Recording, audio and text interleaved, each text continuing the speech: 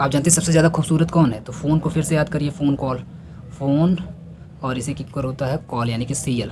ठीक है, ये सबसे ज़्यादा स्ट्रॉन्ग, फिर ये और ये दोनों इक्वल होते हैं। तो सबसे ज़्यादा खूबसूरत कौन हुआ? फ्लोरीन ना। तो सबसे बढ़िया बॉन्ड कौन बनाएगा? सबसे बढ़िया रिश्ता किसको मिलेगा? फ्लोरीन को मिलेगा। ये रहा फ्लोरीन अपना, ये रहा फ्लोरीन।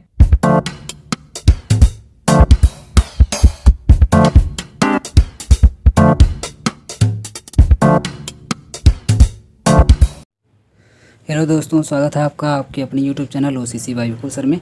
दोस्तों, जैसा कि आप लोग जानते हैं कि आपकी डेट शीट आ गई है, आपका टाइम टेबल आ गया है और आपको पता चल चुका है कि कब से किस दिन से आपका एग्ज़ाम है और कौन कौन से सब्जेक्ट का एग्ज़ाम है। तो उसी को ध्यान में रखते हुए हम लोग एक प्रैक्टिस सीरीज चलाना चाहते हैं, जिसका ये पहला वीडियो आपके सामने जा रहा है केमिस्ट्री का। जैसा कि आप लोग जानते हैं, मैं विपुल सर आपका और आपको केमिस्ट्री पढ़ाता हूं। तो केमिस्ट्री के सब्जेक्ट को लेकर के मैं आपके सामने उपस्थित हूं। देखेंगे इसमें केमिस्ट्री के कुछ इम्पॉर्टेंट क्वेश्चंस को, जिसमें एमसीक्यू तो रहेंगे ही रहेंगे। अगर आप पूरा पीडीएफ देखेंगे तो एमसीक्यू है, एमसीक्यू का ये पीडीएफ है, लेकिन जिन स्टूडेंट्स के कॉलेज में या यूनिवर्सिटी में सब्जेक्टिव क्वेश्चंस आने वाले हैं, वो लोग भी इसको देख सकते हैं, क्योंकि मैं इसी में एमसीक्यू तो सॉल्व करवाऊंगा ही करवाऊंगा। इसके साथ साथ मैं आपको ये भी बताता चलूँगा कि कौन कौन से टॉपिक ऐसे इंपॉर्टेंट हैं जो आपके एग्ज़ाम में सब्जेक्टिव क्वेश्चन की तरह से, मीन्स लिखने वाले क्वेश्चंस, रिटन क्वेश्चन जिसमें वेरी शॉर्ट, लॉन्ग और शॉर्ट करके आते हैं, तो वैसे वाले क्वेश्चंस को भी मैं यहाँ पे इंडिकेट करता जाऊँगा कि ये टॉपिक आप लोग डिटेल में पढ़ लीजिएगा, यहाँ से क्वेश्चंस आने वाले हैं। ठीक है, बाकी मैं एमसीक्यू तो तैयार करवाऊंगा ही, क्योंकि आप जानते हैं पूर्वांचल में सिर्फ एमसीक्यू आ रहा है एंड अवध में सब्जेक्टिव आ रहा है, रिटन आ रहा है। तो रिटन तो बड़े बड़े आंसर्स होते हैं, उसके लिए आपको नोट्स लेकर के पढ़ने पड़ेंगे, जैसा कि मैंने आप लोगों को प्रोवाइड भी किया है। और जो लोग अभी तक नोट्स नहीं लिए हैं वो लोग नोट्स ले लें, 7080884759 पर व्हाट्सएप करके नोट्स को ले लीजिए आप लोग, जिन लोग का एग्ज़ाम सब्जेक्टिव होने वाला है। बाकी जिन लोग का ऑब्जेक्टिव है उन लोग का यहीं से काम चल जाएगा। अगर डिटेल में लेकर के पढ़ना चाहते हैं तो लोग भी नोट्स ले सकते हैं। ठीक है, बाकी जो लोग एडमिशन लेकर के पढ़ रहे थे ऑलरेडी, उनका तो मतलब बल्ले बल्ले है, कोई दिक्कत नहीं है। मेरे ख्याल से उड़ा के आएंगे, चाहे सब्जेक्टिव पेपर हो जाए, चाहे ऑब्जेक्टिव पेपर हो जाए, चाहे एमसीक्यू, जैसे मन करे वैसे पेपर ले लें। हम लोग इतना बेहतरीन पढ़ाए हैं कि आप बिल्कुल उड़ा के आएंगे, एकदम उड़ा के आएंगे, कोई दिक्कत नहीं होगी किसी क्वेश्चन में। कैसे, बिल्कुल कॉन्फिडेंस के साथ मैं बोल रहा हूँ, क्योंकि मैं अभी जब यहाँ पे आपको सॉल्व करवाऊँगा तो बताऊँगा कि मैंने कैसे पढ़ाया था। और जो लोग पेड बैच लेकर के पढ़े हैं वो लोग इस क्वेश्चंस को सॉल्व करेंगे और बताएंगे कि मैंने पढ़ाया था कि नहीं पढ़ाया था। ठीक है, तो चलिए वीडियो को स्टार्ट करते हैं फटाफट से। सबसे पहला क्वेश्चन आपके स्क्रीन के सामने है, विच वन इज़ मोस्ट कोएलेंट। बहुत ही इंपॉर्टेंट टॉपिक, सबसे पहला ही क्वेश्चन कोएलेंट से पूछा हुआ। मैं आपको बता दूं थोड़ा सा, जो लोग नहीं पढ़े हैं एडमिशन लेकर के, कि ये जो कोएलेंट वाले क्वेश्चंस रहेंगे, आगे ढेर सारे मैं कोएलेंट के क्वेश्चंस करवाने वाला हूं। तो कोएलेंट के जितने भी क्वेश्चंस रहेंगे वो आएंगे फजान्स रूल से। किससे? फजान रूल से आएंगे। तो फजान्स रूल आप लोग सब्जेक्टिव के लिए भी ध्यान से पढ़ लीजिएगा, बहुत ही इंपॉर्टेंट टॉपिक है। यहाँ से उसके एप्लीकेशंस के बारे में, फजान्स रूल्स के बारे में, शॉर्ट में, लॉन्ग में और वेरी लॉन्ग में भी आ सकते हैं। तो इसको आप लोग डिटेल में पढ़ लीजिएगा, लिखने के लिए भी, और साथ में जिनका एमसीक्यू होने वाला है उनका तो मैं यहाँ पे सॉल्व करवा ही रहा हूँ, किस तरीके के क्वेश्चन एमसीक्यू में बनेंगे। ठीक है, फजान की अगर मैं बात करूँ तो फजान्स रूल यही बताता ही है कि कोई भी कंपाउंड कितना कोएलेंट है ना, कोएलेंट है कि नहीं है। पहली बात, कोई भी कंपाउंड कोएलेंट है कि नहीं है। दूसरी बात, कोएलेंट नहीं है तो आयनिक होगा। हालांकि ये कोएलेंट पर फोकस्ड रहता है, क्योंकि जो कंपाउंड कोएलेंट नहीं होगा तो ऑब्वियस सी बात है वो आयनिक रहेगा। क्लियर है? तो कोई कंपाउंड कोएलेंट है कि नहीं है। अगर कोएलेंट है भी तो कौन सा कंपाउंड ज़्यादा कोएलेंट है, कौन सा कंपाउंड कम कोएलेंट है, इसी तरह के क्वेश्चंस फजान रूल से बनाए जाते हैं। सिर्फ कोएलेंट को लेकर के बनाए जाते हैं, क्योंकि फजान्स रूल मीन्स ही है कोएलेंट, मोस्ट कोएलेंट को फाइंड करना। इसके लिए मैं थोड़ा सा आप लोगों को बता दूं, हालांकि जो लोग बैच लेके पढ़े हैं उनको मैंने डिटेल में पढ़ाया हुआ है, लेकिन हो सकता है कुछ लोग ऐसे भी हों जो लोग नहीं पढ़े होंगे, तो मैं थोड़ा सा एक हिंट देते हुए निकल जाता हूँ इसमें कि फजान्स के क्या रूल हैं। फजान्स रूल में आप लोग 4 पॉइंट को ध्यान में रखेंगे। पहला पॉइंट रहेगा कैटायन को लेकर के, यानी कि कैटायन मीन्स पॉजिटिव चार्ज, और ये पॉजिटिविटी ज़्यादा से ज़्यादा होनी चाहिए। मीन्स जिस कंपाउंड के ऊपर पॉजिटिविटी ज़्यादा रहेगी, या कोई कंपाउंड है, जैसे मान लीजिए कंपाउंड है, कंपाउंड के अंदर जो पॉजिटिव चार्ज वाला आइटम है वो उसकी पॉजिटिविटी ज़्यादा से ज़्यादा होनी चाहिए। जितना ज़्यादा पॉजिटिव चार्ज उतना ज़्यादा कोवेलेंट, पहली बात। और इसकी अगर हम लोग साइज की बात करें तो कैटायन की साइज छोटी से छोटी होनी चाहिए, जितनी छोटी साइज उतना ज़्यादा कोवेलेंट, उतना ज़्यादा कोवेलेंट। तीसरा पॉइंट इसमें आपको याद रखना है, साइज इसकी छोटी होनी चाहिए। तीसरा पॉइंट इसमें आपको याद रखना है एनायन को लेकर के, कैटायन को लेकर के दो कंडीशन की पॉजिटिविटी ज़्यादा होनी चाहिए और उसकी जो साइज होगी वो छोटी से छोटी होनी चाहिए। जबकि एनायन की अगर हम लोग बात करें तो एनायन के ऊपर भी जो चार्ज होना चाहिए, यानी कि नेगेटिव चार्ज हाई होना चाहिए, मतलब ज़्यादा से ज़्यादा होना चाहिए। मीन्स जितना ज़्यादा नेगेटिव चार्ज रहेगा उतना अच्छा है। लेकिन ध्यान दीजिएगा उस एनायन की जो साइज रहेगी वो बड़ी से बड़ी होनी चाहिए। जितनी बड़ी साइज रहेगी उतना ज़्यादा कोवेलेंट होगा। एक बार मैं चारों पॉइंट को फिर से समराइज कर दूं। फजान्स रूल के अंदर सिर्फ 4 रूल हैं, 4 पॉइंट है जो आपको ध्यान में रखना है। इन्हीं चारों पॉइंट से सारे के सारे क्वेश्चन फजान रूल के सॉल्व हो जाएंगे, आप गर्दा उड़ा के आएंगे। पहला कि जो कैटायन होगा उसके ऊपर पॉजिटिव चार्ज ज़्यादा से ज़्यादा होना चाहिए, ज़्यादा से ज़्यादा होना चाहिए। नेगेटिव चार्ज भी ज़्यादा से ज़्यादा होना चाहिए।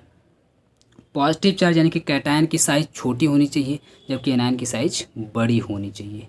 ठीक है, जबकि एनायन की साइज़ बड़ी होनी चाहिए। बस ये 4 पॉइंट है, चारों पॉइंट आप लोग याद रखेंगे। तो चलिए इस चारों पॉइंट को मैं अप्लाई करता हूँ पहले क्वेश्चन पर। जल्दी से हम लोग आते हैं। पहला क्वेश्चन आपके सामने यहाँ पर है। पहले BeCl, MgCl, CaCl2, SrCl2। इसमें अगर आप लोग ध्यान से देखेंगे तो जो एनायन है, एनायन में नेगेटिव चार्ज वाला वो है क्लोरीन। क्लोरीन इसमें भी है, क्लोरीन इसमें भी है, क्लोरीन इसमें भी है, क्लोरीन इसमें भी है। जब चारों में क्लोरीन है तो इसके बारे में क्या सोचना, चारों जगह पे साइज सेम होगी, चारों जगह पे एनायंस सेम होंगे, तो क्या फ़ायदा होगा इसको देख करके। इसको हटाइए, क्लोरीन को देखिए ही मत, क्लोरीन के बेसिस पे जज मत करिए कि कौन सा मोस्ट कोवेलेंट होगा। अब आते हैं हम लोग अपने कैटायन पर। कैटायन इसमें Be है, बेरिलियम है, इसमें मैग्नीशियम है, इसमें स्ट्रांसियम है, इसमें कैल्शियम है। अब आप बताइए कि कैटायन के सिर्फ 2 रूल थे कि पॉजिटिव चार्ज ज़्यादा से ज़्यादा होना चाहिए और साइज छोटी से छोटी होनी चाहिए। तो चलिए हम लोग सबसे पहले पॉजिटिव चार्ज की बात कर लेते हैं। अगर आप पॉजिटिव चार्ज को देखेंगे तो इसके ऊपर +1 चार्ज रहेगा Be के ऊपर, इसके ऊपर +2 चार्ज रहेगा, कैल्शियम के ऊपर भी +2 चार्ज रहेगा, स्ट्रांसियम के ऊपर भी +2 चार्ज रहेगा। तो अब अगर आप देखेंगे ध्यान से तो बोलेंगे सर इसके ऊपर तो +1 चार्ज है, इसको हटा दीजिए। इसके ऊपर +2 चार्ज है, इसको ले लीजिए। फिर आप देखेंगे अरे इसके ऊपर भी तो +2 चार्ज है, इसको ले लीजिए। फिर आप इसको देखेंगे कहेंगे ये भी तो +2 चार्ज है, इसको ले लीजिए। अब आप हो जाएंगे कन्फ्यूज। मीन्स 3 में पॉजिटिव चार्ज 2 पॉजिटिव चार्ज आ गया और आप बोलेंगे सर हाईएस्ट पॉजिटिव चार्ज होना चाहिए, मीन्स ज़्यादा से ज़्यादा पॉजिटिव चार्ज होना चाहिए। तो जब 2-3 ऑप्शन में इस तरीके से आने लग जाएँ प्लस चार्ज तो इसको भी हटा दीजिए, इसको भी मत देखिए, इसके बेसिस पर जज मत करिए। अब आप किसके बेसिस पर जज करेंगे, तो जो कैटायन का दूसरा रूल है उसके बेसिस पर बताइए कि मोस्ट कोवेलेंट है कि नहीं है।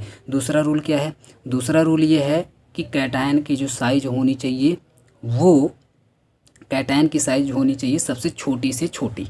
ठीक है, सबसे छोटी से छोटी। अब हम लोग साइज पर आते हैं। साइज की अगर हम लोग बात करें तो आप जानते हैं कि अगर मैं मैग्नीशियम की बात करूँ तो इसका 12 होता है, कैल्शियम 20 पर आता है, स्ट्रांसियम तो और बड़ा हो जाता है, बहुत बड़ा ये कंपाउंड हो जाता है। और अगर आप ध्यान से बेरिलियम को देखेंगे तो beryllium hydrogen, helium, lithium, beryllium चौथे नंबर पर ही, 4th नंबर पर ही आ जाता है बेरिलियम। मीन्स बेरिलियम की साइज़ इतनी सी रहेगी, इसकी साइज़ इतनी सी रहेगी, इसकी साइज़ तो और बड़ी रहेगी, इसकी साइज़ इतनी बड़ी रहेगी।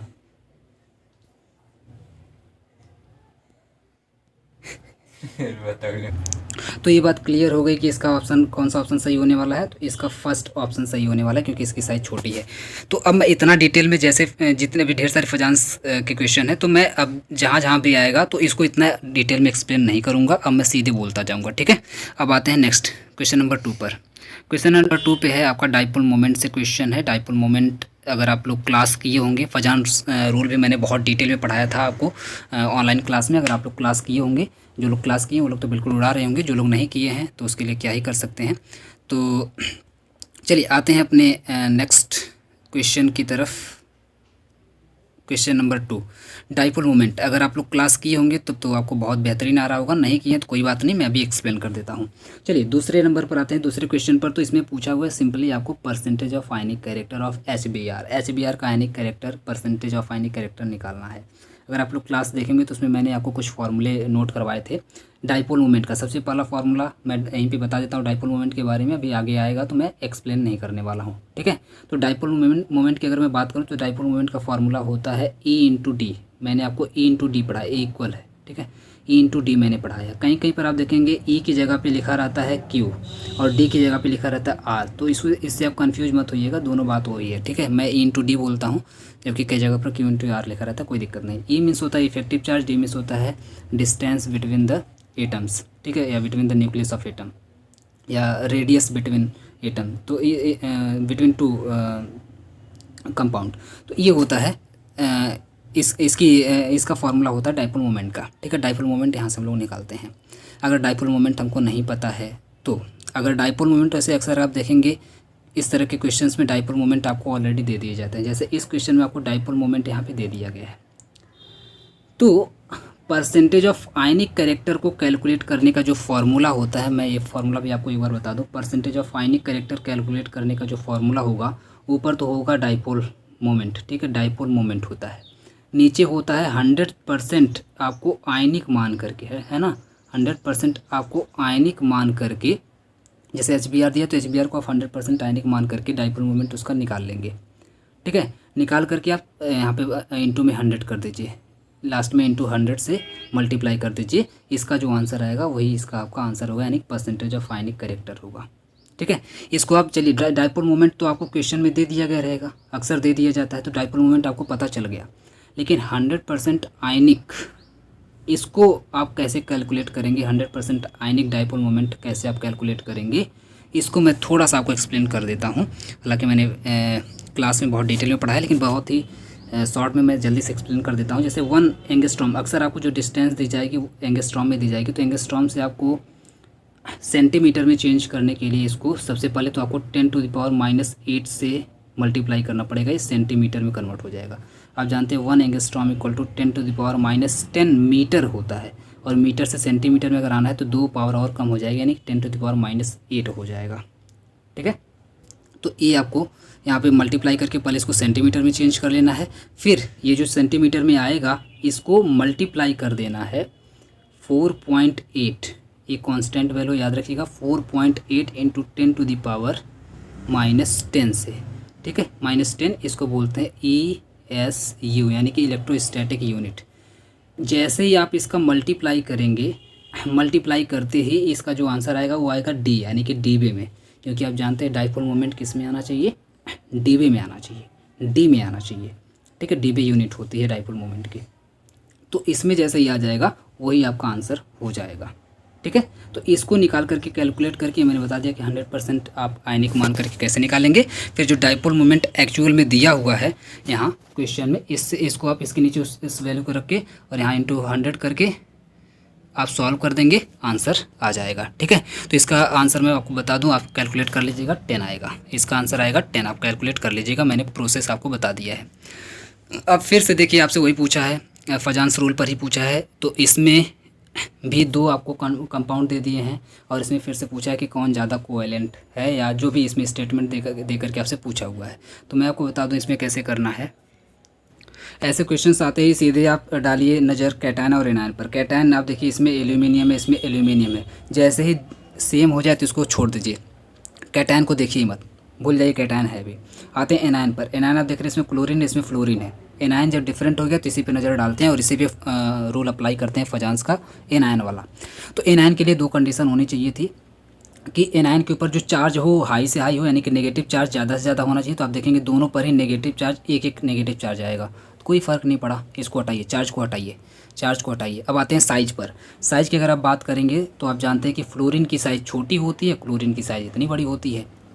तो अब आप समझ गए होंगे कि जिसकी साइज़ बड़ी होगी वो होगा ज़्यादा कोवेलेंट, और जिसकी साइज़ छोटी होगी वो कम कोवेलेंट कई बार होता है, या फिर कई बार तो कोवेलेंट होता ही नहीं है, आयनिक होता है। तो यहाँ पे आप देखेंगे AlF3 यहाँ पे आयनिक हो जाएगा, इतना है कि ये आयनिक है, इतनी छोटी इसकी साइज़ है, ठीक है। तो अब अगर आप यहाँ पे ध्यान से देखेंगे, ठीक है, अब अगर आप यहाँ पे अगर आप ध्यान से देखेंगे तो ये देखिए, ध्यान से देखिए, AlF3 इज कोवेलेंट। अभी मैंने आपको बताया कि ये कोवेलेंट तो है ही नहीं, तो इसको काट दीजिए, ये ऑप्शन काट दीजिए, ये हो ही नहीं सकता। AlCl3 इज आयनिक, अभी मैं बताया कि इसकी साइज़ बड़ी है क्लोरीन की, तो इसका मतलब ये कोवेलेंट होगा। और यहाँ पे आयनिक लिखा है, काटिए इस ऑप्शन को। यहाँ पे लिखा है both AlCl3 and AlF3 is are ionic. अब यहाँ पे ये बात तो सही है, चलिए ये बात चलिए मान सकते हैं कि इसकी साइज़ छोटी आयनिक है। इसका मतलब इसका ऑप्शन आप समझ गए होंगे कौन सा सही है, जो बचा है, यानी कि ऑप्शन नंबर सी यहाँ पे आपका सही हो जाएगा। AlCl3 इज कोवेलेंट, क्योंकि क्लोरीन का यहाँ पर क्लोरीन की साइज़ बहुत बड़ी रहेगी, जिसकी वजह से ये कोवेलेंट हो जाएगा। चलिए आगे बढ़ते हैं, इसमें 4 पर आते हैं। ये तो सबसे हलवा क्वेश्चन है, बिल्कुल हलवा क्वेश्चन, एकदम उड़ाइए, तुरंत उड़ाइए। Polar compounds are soluble in polar solvent, simple सी बात है, पोलर कंपाउंड हमेशा पोलर सॉल्वेंट में ही डिजॉल्व होंगे। नोट करके रख लीजिए, अपने पॉकेट में, अपने पर्स में नोट करके रख लीजिए, polar compound are soluble in only polar solvent easily. Okay, आगे बढ़ते हैं। Which of the following molecules है जीरो डाइपोल मोमेंट। मैं डाइपोल मोमेंट के बारे में अभी आपको कुछ फॉर्मूले बता दिया था, अब मैं थोड़ा सा कुछ रूल आपको बता देता हूं ताकि आप आराम से अपने एग्जाम में क्वेश्चन कर पाएँ। फॉर एग्जांपल जैसे यहाँ पे जीरो डाइपोल मोमेंट पूछा है, देखिए डाइपोल मोमेंट कभी भी किसी भी कंपाउंड का तभी जीरो होगा जब वो नॉन पोलर हो। क्या हो? नॉन पोलर हो। ठीक है, नॉन पोलर अगर रहेगा तो इस केस में उसका डाइपोल मोमेंट जीरो होगा, क्योंकि डाइपोल मोमेंट मीन्स होता ही यही है। मैंने क्लास में बहुत डिटेल में आपको पढ़ाया डाइपोल मोमेंट वाले वीडियो में, कि डाइपोल मोमेंट मीन्स एक लाइन में मैंने बोला था डिफाइन करने के लिए आपको, मेजरमेंट ऑफ पोलैरिटी। और जब पोलैरिटी आई ही नहीं तो किस बात का डाइपोल मोमेंट, ये बताइए। डाइपोल मोमेंट तो होगा ही नहीं, ठीक है, जब तक पोलैरिटी नहीं आएगी। और पोलैरिटी आती कब है? पोलैरिटी तब आती है जहाँ पे अमीरी गरीबी हो, एक कमज़ोर हो और एक स्ट्रांग हो, तो इस केस में पोलैरिटी आती है। अब अगर आप देखेंगे चारों तरफ, अगर किसी के चारों तरफ या किसी के अराउंड में अगर सेम स्ट्रेंथ के सेम स्ट्रांग लोग रहेंगे, तो आप बताइए उसके ऊपर पोलैरिटी कैसे आएगी। फॉर एग्जांपल जैसे मान लीजिए आप यहाँ पे बीच में ऐसे खड़े हैं, ठीक है, आपके यहाँ किसी एक को हम खड़ा कर दें, यहाँ पे किसी को खड़ा कर दें, यहाँ पे किसी को खड़ा कर दें, यहाँ पे किसी को खड़ा कर दें, और आपको रस्सी से बांध करके चारों लोगों को पकड़ा दें ऐसे, और पकड़ाने के बाद चारों लोगों से बोल दें भाई जो खींच लेगा आप उसके हो जाएंगे, जो अपनी तरफ आपको खींच लेगा वो आपके हो जाएंगे। अब आप देख रहे हैं जितनी एनर्जी इसके पास है उतनी एनर्जी इसके पास है, उतनी एनर्जी इसके पास, उतनी एनर्जी इस पास है। तो आप बताइए चारों के पास जब ताकत सेम है तो सेम ताकत से खींचेंगे, तो आप किधर भी जाएंगे क्या? किसी की तरफ नहीं जाएंगे, आप बोलेंगे मैं किसी का नहीं हुआ, क्योंकि आप में से कोई खींच ही नहीं पाया। तो जब तक आप किसी की तरफ जाएंगे नहीं, सरकेंगे नहीं, तब तक उसका पलड़ा भारी कैसे होगा, है ना, वो जीतेगा कैसे? तो यहाँ पे कोई नहीं जीतेगा, मीन्स पोलैरिटी नहीं आएगी, मीन्स किसी के ऊपर कोई चार्ज नहीं आएगा, है ना, जब चारों तरफ सेम लोग रहेंगे। हाँ, अगर एक तरफ मान लीजिए इधर, अगर मान लीजिए कोई अगर थोड़ा सा ऐसा आ जाता कोई एटम जो कमज़ोर है, तो ऑब्वियस सी बात, ये वाला स्ट्रांग है, नीचे वाला स्ट्रांग है, ये तुरंत अपनी नीचे की तरफ खींच लेता, और खींच लेता तो यहाँ पे पोलैरिटी आ जाती। समझ रहे हैं बात को? जब पोलैरिटी आ जाती तो 100%, अगर पोलैरिटी आ गई इसका मतलब 100% उसके पास कुछ न कुछ डाइपोल मोमेंट होगा ही होगा। ठीक है, तो डाइपोल मोमेंट दो तरीके से होता है, या तो उसके अंदर ऑलरेडी आयनिक बॉन्ड हो। आयनिक बॉन्ड तभी बनेगा ही जब तक प्लस माइनस उसके पास नहीं रहेगा, तब तक आयनिक बॉन्ड नहीं बनेगा, मैंने आपको डिटेल में पढ़ाया था। और अगर कोई कोवेलेंट बॉन्ड ऑलरेडी है तो वो पोलराइज तभी होगा जब एक तरफ कोई स्ट्रांग हो, और एक तरफ कोई कमज़ोर हो।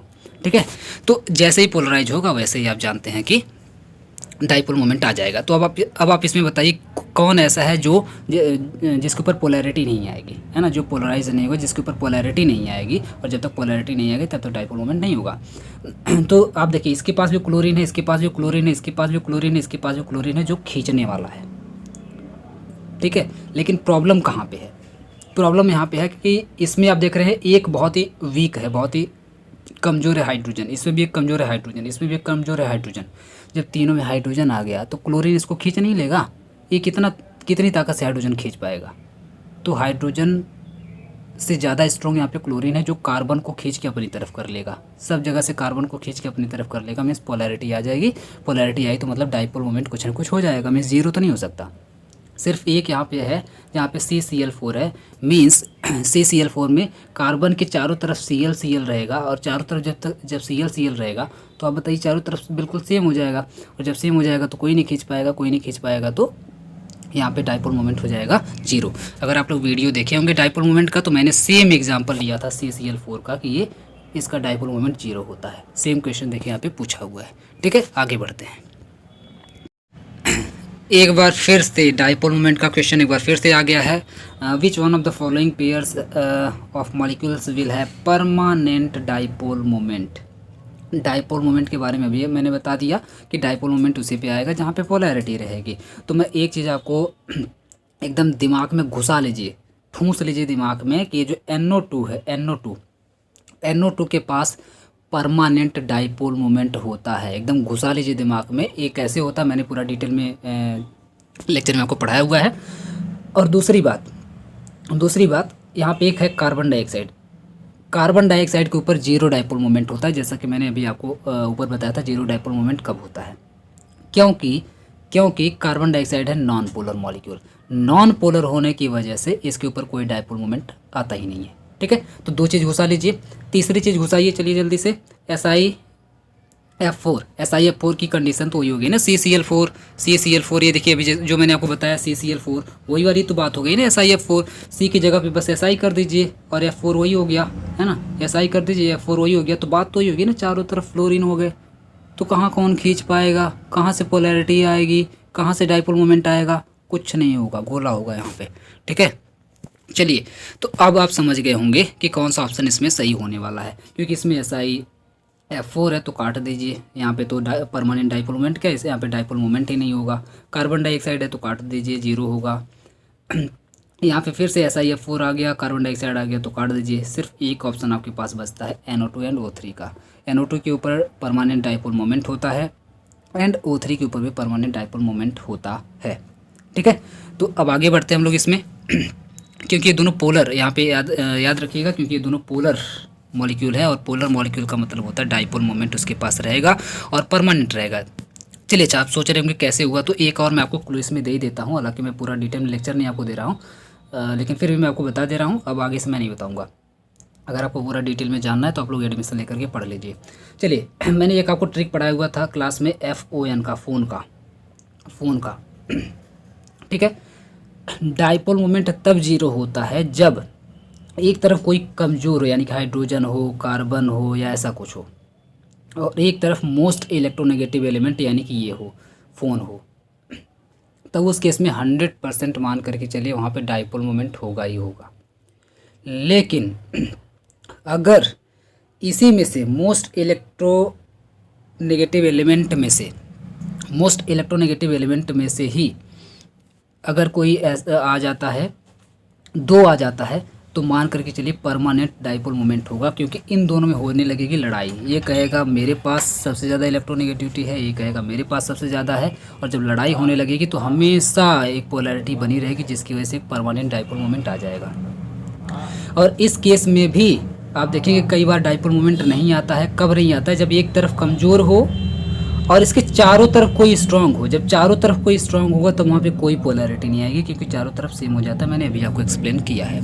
तो चलिए आगे बढ़ते हैं इसमें हम लोग। विच of the following bond is not polar. ठीक है, तो अभी मैंने आपको बताया कार्बन डाइऑक्साइड के बारे में, ये तो नॉन पोलर होता है, पोलर होता ही नहीं है। H2O तो दुनिया जानती है कि पोलर होता है H+OH- में। ICl में जैसा अभी जस्ट मैं आपको बता के आ रहा हूँ, ICl में देख लीजिए आयोडीन कमज़ोर है ना, कमज़ोर है, यानी कि इसकी इलेक्ट्रोनेगेटिविटी कम है, और क्लोरीन की ज़्यादा है। तो इस केस में ऑब्वियस सी बात है कि यहाँ पर पोलैरिटी रहेगी, मीन्स डाइपोल मोमेंट रहेगा, यानी कि पोलर तो रहेगा। N2 में आप देख रहे हैं दोनों सेम होने की वजह से इसमें कोई भी पोलर नहीं होगा, मीन्स नॉट पोलर हो जाएगा, नॉन पोलर हो जाएगा। हाइड्रोजन बॉन्डिंग वाला अगर आप लोग वीडियो देखेंगे तो ये वाला क्वेश्चन एकदम बिल्कुल उड़ाएंगे, जल्दी से उड़ाइए। Hydrogen chloride has, hydrogen chloride के पास क्या होता है, यानी कि HCl के पास क्या होता है। मैंने सेम इसी कंपाउंड का एग्जांपल लेकर के आपको पढ़ाया था कि HCl में होता है कोवेलेंट बॉन्ड। HCl में क्या होता है, कोवेलेंट बॉन्ड होता है। क्यों होता है, कैसे होता है, मैंने सब कुछ वीडियो में पूरा डिटेल में आपको लेक्चर में पढ़ाया हुआ है। कोवेलेंट बॉन्ड होता है क्योंकि यहाँ पे दिया है गैस, और कभी भी किसी गैस में हाइड्रोजन बॉन्डिंग तो हो ही नहीं सकती। आयनिक तो भूल ही जाइए, कोऑर्डिनेट भूल ही जाइए, आ जाता है कोवेलेंट बॉन्ड सिर्फ होगा। क्यों होगा, डिटेल में आप लोग लेक्चर में पढ़िएगा। चलिए फिर से एक बार आ गए फजान साहब, फिर से एक बार आ गए हैं कि ये बताइए Na+ Mg2+ S2- and Cl- में कुछ कंडीशन लगा के दी गई है कि सोडियम, चलिए मैं बना ही देता हूँ तब ज़्यादा आपको समझ आ जाएगा।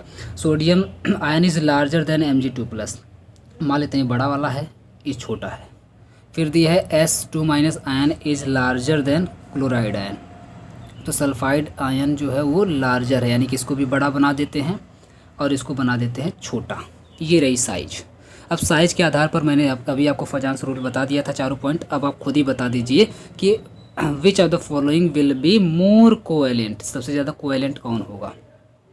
तो सबसे ज़्यादा कोवेलेंट होने के लिए चारों कंडीशन को याद रखिए। जो कैटायन होगा, कैटायन की साइज़ छोटी होनी चाहिए, तो ये वाला ये रहा कैटायन, और इस कैटायन की साइज़ बड़ी है, हटा दीजिए, भगा दीजिए, ठीक है। ये रहा कैटायन जिसकी साइज है छोटी, इसको ले लीजिए, पकड़ लीजिए इसको, तो Mg होना चाहिए। Mg में अगर आप देखेंगे तो अब या तो C ऑप्शन आपका सही होगा या तो D ऑप्शन सही होगा। अब आते हैं कैटायन पर, एनायन पर। एनायन की साइज़ मैंने बताया था कि एनायन की साइज़ होनी चाहिए बड़ी। एनायन की साइज़ जितनी बड़ी होगी उतना ही ज़्यादा कोवेलेंट होगा। तो इसकी साइज़ छोटी है, इनको हटा दीजिए और इनको पकड़ लीजिए, हो गए MgS। क्या हो गया, MgS, यानी कि ये वाला ऑप्शन हो जाएगा सही, इसको उड़ा दीजिए। चलिए आगे आते हैं। Which of the following has zero dipole moment, फिर से आ गया जीरो डाइपोल मोमेंट। अब बता दीजिए, मैं तो कुछ नहीं बताने वाला, खुद से बताओ भाई, जल्दी बताओ, जल्दी बोलो कौन सा। अभी मैं दिमाग में घुसवा के आ रहा हूँ, घुसा लीजिए एकदम, इसको नोट कर लीजिए दिमाग में कि कार्बन डाइऑक्साइड नॉन पोलर होता है, और जब नॉन पोलर होगा तो क्या हो जाएगा, जीरो डाइपोल मोमेंट वाला हो जाएगा। चलिए आगे बढ़ते हैं इसमें, आगे बढ़ते हैं। नेक्स्ट क्वेश्चन है, the strongest hydrogen bonding is present in, strongest hydrogen bonding कहाँ होगी। जाकर के हाइड्रोजन बॉन्डिंग का लेक्चर मेरा बिल्कुल फ्री है, आप लोग जाकर के देख सकते हैं। उसको मैंने डेमो लेक्चर की तरह से अपलोड किया है, तो बिल्कुल फ्री है, सभी लोग जाकर के उसको देख सकते हैं। मैंने आपको डिटेल में पढ़ाया है कि हाइड्रोजन बॉन्डिंग सबसे ज़्यादा स्ट्रॉन्ग कब होगी, कहाँ होगी। जब एक तरफ पहली बात तो हाइड्रोजन बॉन्डिंग किसके किसके बीच में होनी चाहिए, एक तरफ हाइड्रोजन होना चाहिए और एक तरफ मोस्ट इलेक्ट्रोनेगेटिव यहाँ पे कोई एलिमेंट होना चाहिए। क्लियर है, यानी कि फ़ोन होना चाहिए। क्या होना चाहिए, मोस्ट इलेक्ट्रोनेगेटिव एलिमेंट का मतलब फ़ोन होना चाहिए। और इसमें सबसे ज़्यादा स्ट्रॉन्ग कौन है, सबसे ज़्यादा स्ट्रॉन्ग है फ्लोरीन, उसके बाद ऑक्सीजन, उसके बाद नाइट्रोजन। इसका मतलब ये हुआ कि सबसे तगड़ी हाइड्रोजन बॉन्डिंग कौन बनाएगा, तो सबसे तगड़ी वाली हाइड्रोजन बॉन्डिंग बनाएगा फ्लोरीन। तो बस आंसर मिल गया, फ्लोरीन कहाँ दिख रहा है, यहाँ दिख रहा है। जय श्री राम, आगे बढ़िए। विच of the following is most volatile, most volatile कौन होगा, बता दीजिए जल्दी से, मोस्ट वोलेटाइल कौन होगा। इसी का उल्टा कर लीजिए, इसी का उल्टा, क्योंकि आप जानते हैं फ्लोरीन, क्लोरीन, ब्रोमीन, आयोडीन, फिर कल बाहर आई आंटी, फिर कल बाहर आई आंटी में से आप देखेंगे जो आई वाला, यानी कि आई आ रहा है, आई यानी कि साइज जितनी बड़ी होगी, साइज जितनी बड़ी होगी उतना ज़्यादा वोलेटाइल होगा। कोई भी सबसे ज़्यादा वोलेटाइल तब होगा जब उसकी साइज़ बहुत बड़ी होगी, यानी कि एनायन की साइज़ बहुत बड़ी होगी। अगर आप ध्यान से देखेंगे तो फ्लोरीन की साइज़ होती है तुसी, क्लोरीन की थोड़ी सी होती है बड़ी बड़ी सी, ब्रोमीन की थोड़ी मीडियम साइज़ की होती है सॉरी मीडियम नहीं, बड़ी और बड़ी होती है, क्लोरीन से भी बड़ी होती है, थोड़ी और बड़ी बनाते हैं, बड़ी होती है। और आयोडीन की तो मतलब पूछिए ही मत, ठीक है। तो सबसे ज़्यादा वोलेटाइल कौन हो जाएगा, HI हो जाएगा। आगे बढ़ते हैं, अब फिर आ गया डाइपोल मोमेंट। चलिए उड़ाते हैं इसको, फिर से उड़ाते हैं, फिर आया तो फिर उड़ाएंगे, जितनी बार आएगा उतनी बार उड़ाएंगे। हैज़ लोवेस्ट डाइपोल मोमेंट, बताइए भाई किसके पास डाइपोल मोमेंट सबसे कम होगा, सबसे कम डाइपोल मोमेंट किसके पास होगा। मीन्स जो जितना ज़्यादा पोलर होगा उतना ज़्यादा उसके पास डाइपोल मोमेंट होगा। तो आप चारों ऑप्शन में से देख करके बताइए कि किसकी पोलैरिटी ज़्यादा है। जिसकी पोलैरिटी ज़्यादा होगी वो ज़्यादा पोलर हो जाएगा। तो मैंने आपको अभी बताया। चलिए यहाँ से स्टार्ट करते हैं। यहाँ से अगर आप देखेंगे तो एक तरफ है हाइड्रोजन, एक तरफ है नाइट्रोजन। तो आप खुद से बताइए कि हाइड्रोजन एक तरफ बहुत कमज़ोर, एक तरफ बहुत स्ट्रांग। तो ऑब्वियस सी बात है कि यहाँ पे क्या हो जाएगा, पोलैरिटी ज़्यादा होगी। पोलैरिटी ज़्यादा होगी तो डाइपोल मोमेंट भी ज़्यादा होगा, लोवेस्ट नहीं होगा। हटा दीजिए, इसको काट दीजिए। वैसे भी NH3 को आप जानते हैं, NH3 को मैंने पढ़ाया डिटेल में कि इसकी पोलैरिटी ज़्यादा होती है, मीन्स इसका डाइपोल मोमेंट ज़्यादा होता है। ये ऑप्शन अपना कट हो जाएगा। यहाँ पे हाइड्रोजन दिख गया तो ऐसे ही कट मार दीजिए, क्योंकि हाइड्रोजन सबसे कमज़ोर और क्लोरीन स्ट्रांग हो जाएगा। यहाँ पर जब दोनों ही स्ट्रांग हो गए तब भी मान करके चलिए कि झगड़ा होगा और यहाँ पर भी पोलैरिटी ज़्यादा होगी, तो इसको भी कट मार दीजिए। मैंने अभी आपको पढ़ाया पिछले क्वेश्चन में। सिर्फ अपने पास बचता है एक ऑप्शन, और ये क्यों आप बोलेंगे, इसमें भी तो जो आपका बोरॉन है ये कमज़ोर है और फ्लोरीन यहाँ पे स्ट्रांग है, तो इसकी भी तो पोलैरिटी ज़्यादा होनी चाहिए। यहाँ पर लोवेस्ट इसकी क्यों हो जा रही है, मीन्स ऑप्शन नंबर ए सही होगा। लेकिन क्यों मैं इसको थोड़ा सा आपको अगर एक्सप्लेन करना चाहूँ तो इसकी, क्योंकि स्ट्रक्चर आप जानते हैं कुछ ऐसी बनती है। यहाँ पे बी हो जाएगा, यहाँ पे एफ़, यहाँ पे एफ़ और यहाँ पे एफ़। जब तीनों तरफ से F हो जाएगा तो बिल्कुल इक्वल तीनों खींचेंगे, और जब इक्वल तीनों खींचेंगे तो पोलर उतना ज़्यादा नहीं हो पाएगा जितना होना चाहिए, जिसकी वजह से इसका जो डाइपोल मोमेंट होगा वो बहुत ही लो, बहुत ही कम हो जाएगा। चलिए आते हैं अपने नेक्स्ट क्वेश्चन पर। Which of the following statement is true, कौन सा स्टेटमेंट इसमें से सही है।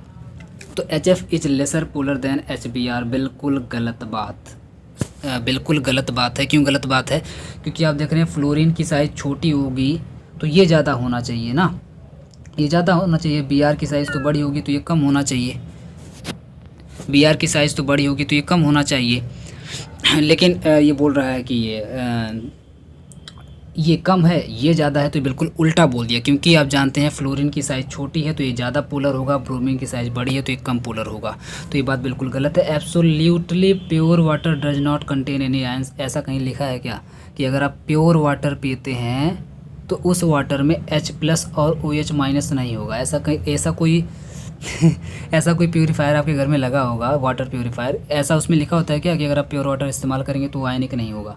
गलत बात है बिल्कुल, है ना, गलत बात है। वो पोलर होगा, पोलर मॉलिक्यूल, वाटर तो हमेशा पोलर मॉलिक्यूल है, तो ये गलत हो जाएगा। आगे बढ़ते हैं, इसमें डी पे आते हैं। डी की अगर मैं इसमें बात करूँ तो इन कोवेलेंस यानी कोवेलेंट कंपाउंड में the transference of electron takes place. मैंने आपको पूरा डिटेल में डाइपोल मोमेंट वाले वीडियो में ionic bond and covalent bond मैंने पढ़ाया था। उसमें मैंने आपको पढ़ाया था कि ये जो ट्रांसफ़र होता है इलेक्ट्रॉन का, ये तो होता है आयनिक बॉन्ड के अंदर, कि एक इलेक्ट्रॉन ट्रांसफ़र हो गया तो वहाँ पे आयन बन जाते हैं, प्लस माइनस जनरेट हो जाता है, और प्लस माइनस जनरेट होने की वजह से एक अट्रैक्शन बन जाता है और उस अट्रैक्शन को बोलते हैं आयनिक बॉन्ड।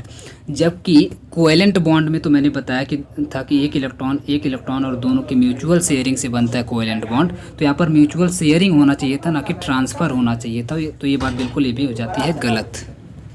पूरा दिए होंगे, समझ गए होंगे कि मिल गया आंसर, सी ऑप्शन इसमें सही होने वाला है। क्यों, इसको भी मैं एक्सप्लेन कर देता हूँ थोड़ा सा। Chemical bond formation takes place when force of attraction overcome the force of repulsion, बिल्कुल सही बात है, बिल्कुल सही बात है। केमिकल बॉन्ड का फॉर्मेशन ही तभी होगा जब force of attraction overcome the force of repulsion. चलिए आगे बढ़ते हैं इसमें। तो next question, which one of this element can not form intra molecular hydrogen bonding. देखिए इंटर हाइड्रोजन बॉन्डिंग का मतलब होता है, आप लोग सर्च करके यूट्यूब पर पढ़ लीजिए, मैंने इसको डिटेल में पढ़ाया बिल्कुल फ्री में, मतलब डेमो क्लास है। हाइड्रोजन बॉन्डिंग बाय विपुल सर लिख करके आपको यूट्यूब पर सर्च करिए, आपको मिल जाएगा वीडियो। उसमें मैंने आपको पढ़ाया था हाइड्रोजन बॉन्डिंग के अंदर कि हाइड्रोजन बॉन्ड दो तरीके का होता है, एक तो इंटर, एक इंट्रा। इंटर में मैंने बताया था एक मॉलिक्यूल और दूसरा मॉलिक्यूल के बीच में जब यहाँ पे हाइड्रोजन बॉन्डिंग बनती है तब इंटर मॉलिकुलर होता है। एक ही बड़े से मॉलिक्यूल के अंदर जब हाइड्रोजन बॉन्डिंग बनती है तब वहाँ पर इंट्रा मॉलिकुलर हाइड्रोजन बॉन्डिंग होती है।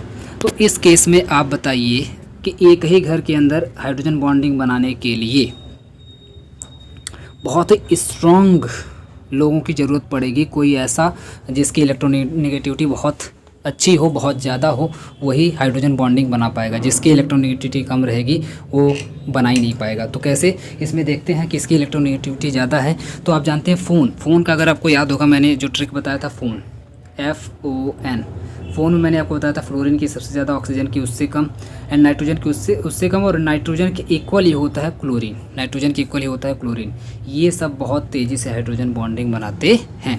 तो अब अगर आप ध्यान से देखेंगे तो ये रहा फ्लोरीन, ये रहा क्लोरीन, ये रहा ऑक्सीजन, ये तीनों तो अपने फ़ोन वाले फार्मूले में आ गए, है ना, फ़ोन कॉल, Cl से आप कॉल समझ लीजिए, फ़ोन कॉल। तो फ़ोन कॉल वाले फार्मूले में आ गए। अब बचा बेचारा आयोडीन, यही अपना हो जाएगा आंसर, क्योंकि इसकी साइज़ है बहुत बड़ी, तो इसके पास इलेक्ट्रोनेगेटिविटी की है थोड़ी सी कमी, जिसकी वजह से ये नहीं बना पाएगा। चलिए आगे बढ़ते हैं।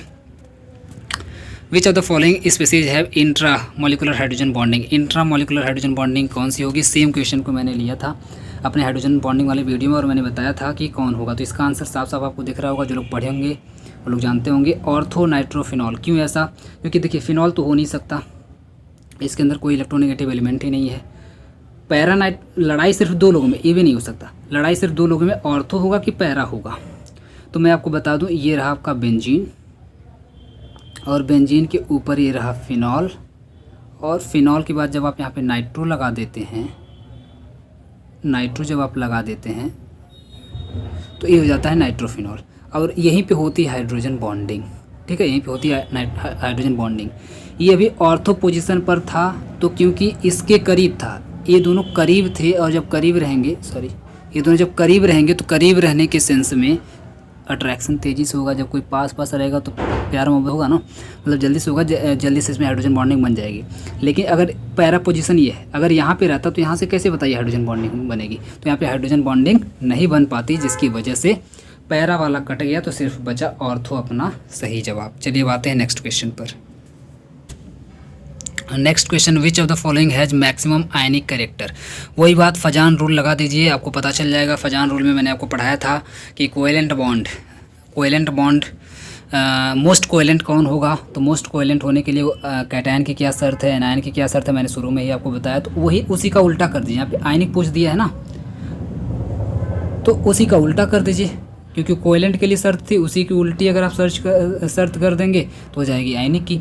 मीन्स उसमें क्या था, देखिए यहाँ पे एनायन कौन है, क्लोरीन है, क्लोरीन है, क्लोरीन है, क्लोरीन है, निकाल दीजिए। क्लोरीन को मत देखिए, क्लोरीन को देखिए मत, इग्नोर करिए, क्लोरीन को इग्नोर करिए। कैटायन को देखिए, ये रहा कैटायन, ये रहा कैटायन, ये रहा कैटायन, ये रहा कैटायन। ठीक है, अब कैटायन के लिए क्या शर्त थी कोवेलेंट होने के लिए, कि कैटायन की पॉजिटिविटी ज़्यादा हो, यानी कि प्लस चार्ज उसके ऊपर ज़्यादा हो और साइज़ छोटी हो।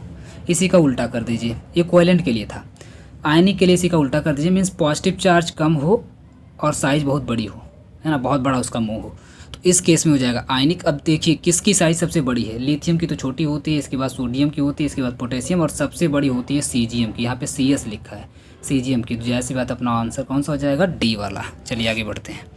The maximum number of hydrogen bonds a water molecule can form. मैंने आपको पूरा डिटेल में इसको करवाया हुआ है वीडियो में, कि एक वाटर मॉलिक्यूल हमेशा 4 हाइड्रोजन बॉन्ड बनाता है। कैसे, मैं थोड़ा सा आपको दिखा देता हूँ। ये रहा हाइड्रोजन, ये रहा O, ये रहा H, ये रहा पूरा एक वाटर मॉलिक्यूल। एक यहाँ बनेगा, एक यहाँ बनेगा, एक यहाँ बनेगा, एक यहाँ बनेगा। कुल मिलाकर के अगर आप देखेंगे तो कितना बना लिया, एक यहाँ बना लिया, एक यहाँ बना लिया, एक यहाँ बना लिया, एक यहाँ बना लिया, कुल मिलाकर हो गए 4 हाइड्रोजन बॉन्ड।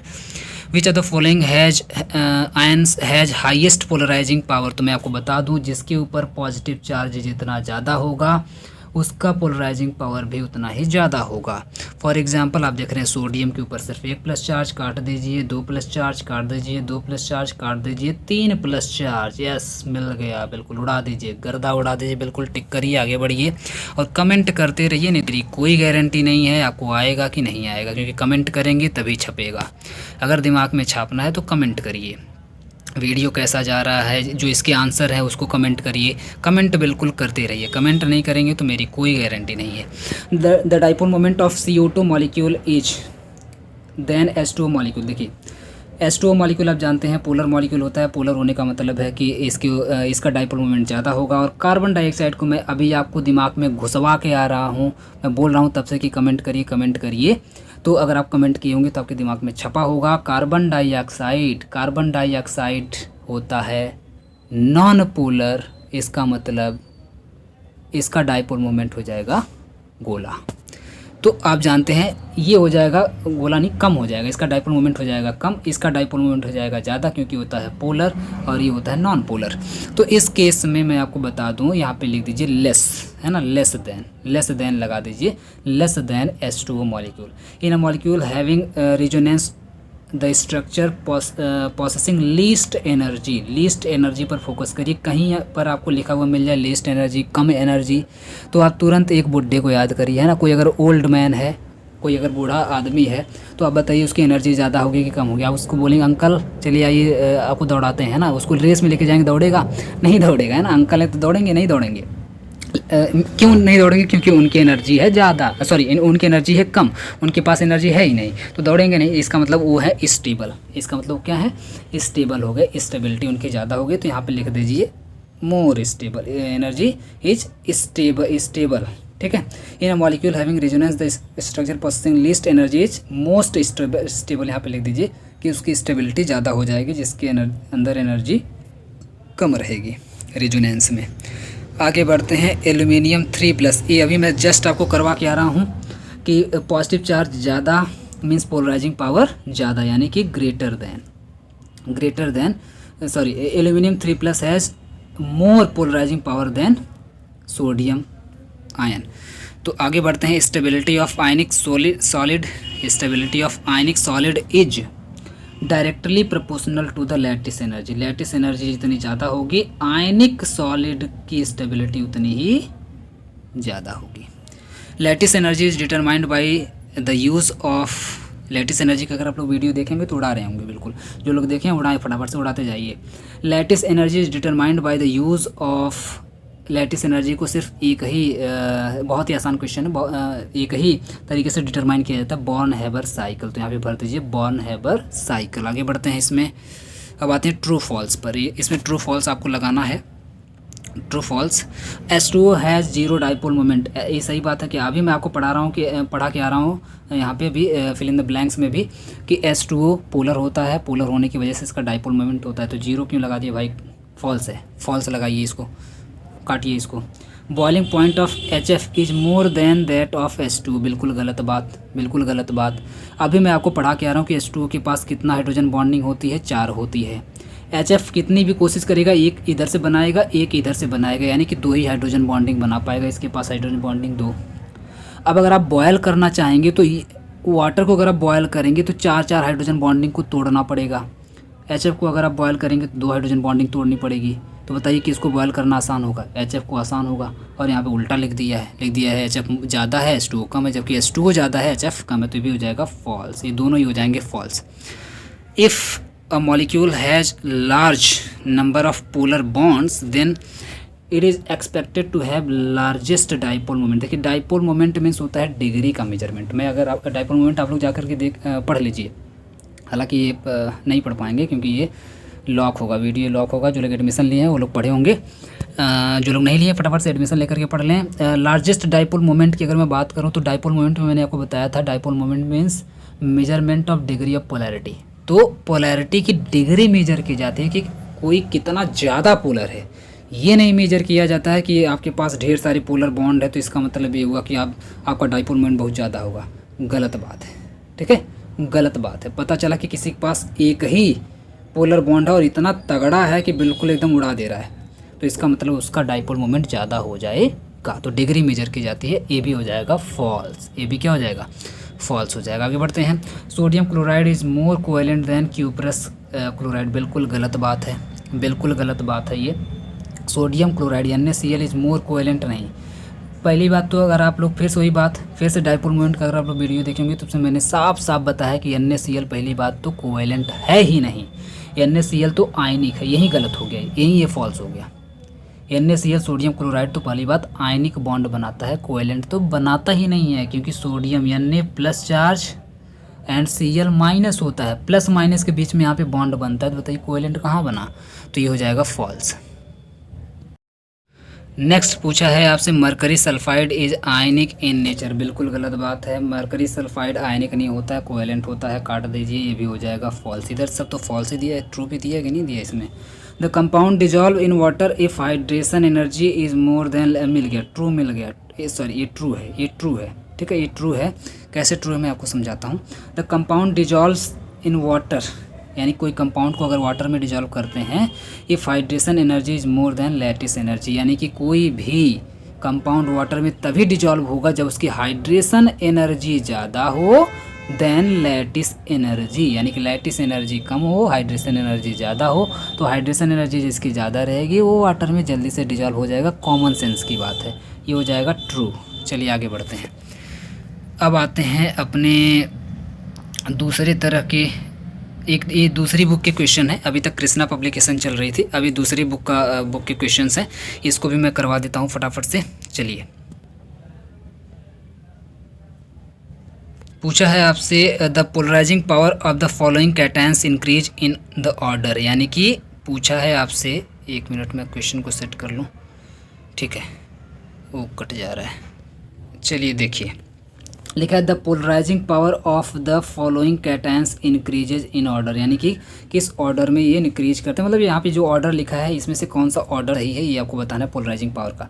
मैं अभी आपको समझाया ना, मैं अभी आपको बताया था क्या, सेम क्वेश्चन को भी मैं करवा करके आ रहा हूँ, सेम क्वेश्चन को भी मैं पिछले बुक में करवा के आ रहा हूँ, पिछले पेज में मैं आपको करवा के आ रहा हूँ कि जैसे जैसे पॉजिटिव चार्ज बढ़ता जाएगा उसका पोलराइजिंग पावर बढ़ता जाएगा। तो साफ साफ यहाँ पे लिखा है इसके पास प्लस चार्ज सबसे कम, 2 प्लस चार्ज उससे ज़्यादा, 3 प्लस चार्ज उससे ज़्यादा, पहले ही आपको मिल गया, दूसरे में देखने की नहीं ज़रूरत है। चलिए आगे बढ़ते हैं। Boiling point is highest for, boiling point किसका ज़्यादा होगा, तो देखिए बॉइलिंग पॉइंट उसी का ज़्यादा होगा जिसमें हाइड्रोजन बॉन्डिंग बनेगी, जिसमें हाइड्रोजन बॉन्डिंग बनेगी उसका बॉइलिंग पॉइंट बहुत ज़्यादा होगा। तो CH4 में कोई हाइड्रोजन बॉन्डिंग नहीं, काट दीजिए। PS3 में कोई हाइड्रोजन बॉन्डिंग नहीं, काट दीजिए। ये कौन सा ऑप्शन है भैया, काट दीजिए। NH3, सिर्फ NH3 एक ऐसा है जिसमें हाइड्रोजन बॉन्डिंग होती है, जिसकी वजह से इसका बॉइलिंग पॉइंट बढ़ जाता है, क्योंकि हाइड्रोजन बॉन्ड को ब्रेक करना पड़ेगा, और जब हाइड्रोजन बॉन्ड को ब्रेक करना पड़ेगा तो उसको बॉयल करने के लिए एनर्जी भी ज़्यादा देनी पड़ेगी। विच of the following does not have hydrogen bond, इसमें से किसके पास हाइड्रोजन बॉन्ड नहीं होता, फिर से हाइड्रोजन बॉन्ड से क्वेश्चन है, तो आप बताइए इसमें से कौन हाइड्रोजन बॉन्ड बनाएगा, कौन नहीं बनाएगा। पूछा है आपसे विच of the following does not have hydrogen bond, मतलब किसके पास हाइड्रोजन बॉन्ड नहीं रहेगा। तो पहला ऑप्शन है फिनॉल, पहला ऑप्शन है फिनॉल। फिनॉल बताइए रहेगा कि नहीं इसके पास, क्योंकि आप जानते हैं इसमें बेंजीन बना करके ऊपर OH रहेगा, और अभी मैं आपको दिखा रहा था कि OH रहेगा, जब मैं आपको अभी नाइट्रोफिनॉल दिखा रहा था तो उसमें मैंने इस तरीके से OH बनाया, तो ऑब्वियस सी बात है यहाँ पे ये पोलराइज हो जाएगा, ये पोलराइज हो जाएगा और यहाँ पे हाइड्रोजन बॉन्ड बन जाएगा, इधर भी हाइड्रोजन बॉन्ड बन जाएगा, तो ये तो नहीं हो सकता। नेक्स्ट ऑप्शन अमोनिया, तो मैं अभी आपको जस्ट ऊपर वाले ऑप्शन में बता के आ रहा हूँ कि अमोनिया तो बनाता है, तो ये भी नहीं होगा अपना ऑप्शन, ये भी नहीं होगा अपना ऑप्शन। वाटर में भी मैं अभी आपको बता के आ रहा हूँ 4 हाइड्रोजन बॉन्डिंग बनाता है, तो ये भी नहीं होगा अपना ऑप्शन। तो आ जाएगा अपना ऑप्शन सही हो जाएगा hydrogen chloride means HCl। Same question को अगर आप देखेंगे जा करके वीडियो में, तो मैंने पढ़ाया हुआ सेम क्वेश्चन मैंने करवाया हुआ, और यहाँ पे होता है HCl। आप बोलेंगे सर HCl के अंदर क्यों नहीं हाइड्रोजन बॉन्डिंग होगी, तो मैंने इसमें पूरा डिटेल में रीज़न भी बताया हुआ कि क्यों ऐसा नहीं हुआ, क्योंकि ये जो HCl लिखा हुआ है ये HCl गैसियस फॉर्म का HCl है, जिसकी वजह से इसमें हाइड्रोजन बॉन्डिंग नहीं बनेगी, क्योंकि गैस में हाइड्रोजन बॉन्डिंग नहीं होती है। हाइड्रोजन बॉन्डिंग हो जाएगी तो लिक्विड हो जाएगा। ये ऑप्शन तब सही हो जाता अगर यहाँ पे लिखता लिक्विड हाइड्रोजन क्लोराइड, तब यहाँ पे ऑप्शन ये आपका सही हो जाता, लेकिन सिर्फ हाइड्रोजन क्लोराइड लिखेगा, HCl लिखेगा तो ऑप्शन गलत हो जाएगा, मीन्स उसके पास हाइड्रोजन बॉन्ड नहीं रहेगा। तो इसका ऑप्शन डी सही था, इसका ऑप्शन डी सही था, ऊपर वाले क्वेश्चन का डी ऑप्शन सही था।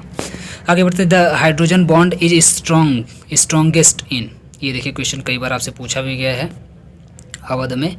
द हाइड्रोजन बॉन्ड इज, फिर से हाइड्रोजन बॉन्ड का क्वेश्चन पूछा है, सबसे ज़्यादा स्ट्रॉन्ग हाइड्रोजन बॉन्ड कौन बनाएगा, तो जो सबसे ज़्यादा खूबसूरत होगा वही सबसे बढ़िया हाइड्रोजन बॉन्ड बनाएगा। हाइड्रोजन बॉन्ड का मतलब है प्यार वाला रिश्ता, है ना, प्यार वाला बॉन्ड। तो प्यार वाला बॉन्ड किसके बीच में सबसे स्ट्रांग बनेगा, जो बहुत ज़्यादा खूबसूरत दो लोग होंगे उनके बीच में बनेगा। तो ये देखिए क्या ये है, आप जानते हैं सबसे ज़्यादा खूबसूरत कौन है, तो फ़ोन को फिर से याद करिए, फ़ोन कॉल, फ़ोन और इसी की इक्वल होता है कॉल, यानी कि Cl, ठीक है, ये सबसे ज़्यादा स्ट्रॉन्ग, फिर ये और ये दोनों इक्वल होते हैं। तो सबसे ज़्यादा खूबसूरत कौन हुआ, फ्लोरीन ना। तो सबसे बढ़िया बॉन्ड कौन बनाएगा सबसे बढ़िया रिश्ता किसको मिलेगा, फ्लोरीन को मिलेगा। ये रहा फ्लोरीन अपना, ये रहा फ्लोरीन, इसमें तो फ्लोरीन है लेकिन यहाँ पे ऑक्सीजन लगा दी है, तो ये हो जाएगा अपना कट पिट हो जाएगा। यही ऑप्शन आपका यहाँ पे सी वाला ऑप्शन यहाँ पे सही हो जाएगा। नेक्स्ट क्वेश्चन पर आते हैं। Next question, maximum number of hydrogen bond in water. देखिए फिर से रिपीट क्वेश्चन देखिए आ गया है कि वाटर के अंदर कितना हाइड्रोजन बॉन्ड होता है। अभी मैं आपको चिल्ला के आ रहा हूँ कई बार, 4 कमेंट करते रहिए, कमेंट जो लोग किए होंगे 4 हाइड्रोजन बॉन्ड होता है, उनके दिमाग में घुस गया होगा, छप गया होगा। दिमाग में घुसाने का एक ही तरीका है, कमेंट करिए। इसका ऑप्शन कौन सा हो जाएगा सही, डी 4 हो जाएगा। चलिए आगे बढ़ते हैं। In ice 4 water molecule are associated by hydrogen bonding in इसमें ये आपसे पूछना चाह रहा है कि आइस में, वाटर आप जानते हैं वाटर में हाइड्रोजन बॉन्डिंग होती है ना, H2O में वो हाइड्रोजन बॉन्डिंग होती है। तो जब वाटर का आइस बन जाए यानी कि बर्फ़ बन जाए, तो बर्फ़ में पूछ रहा है कि हाइड्रोजन बॉन्डिंग मतलब जब होती है तो उसकी स्ट्रक्चर कैसी बन जाती है, उसकी स्ट्रक्चर कैसी बनती है, क्योंकि आप जानते हैं इसमें चार मैं अभी आपको बता के आ रहा हूँ कि ऊपर वाले इक्वेशन में कि हाइड्रोजन बॉन्डिंग इसमें 4 होती है, 4 हाइड्रोजन बॉन्डिंग होती है वाटर के अंदर। और 4 को क्या बोलते हैं, 4 को बोलते हैं टेट्रा। 4 को क्या बोलते हैं, टेट्रा। 4 को बोलते हैं टेट्रा। तो इसका ऑप्शन ए टेट्रा वाला हो जाएगा सही। चलिए, जय श्री राम बोलिए, जय श्री राम, जय भोलेनाथ। आगे बढ़ते हैं। Which of the following bonds does not involve electrons. किस बॉन्ड के अंदर इलेक्ट्रॉन इन्वॉल्व नहीं होता है।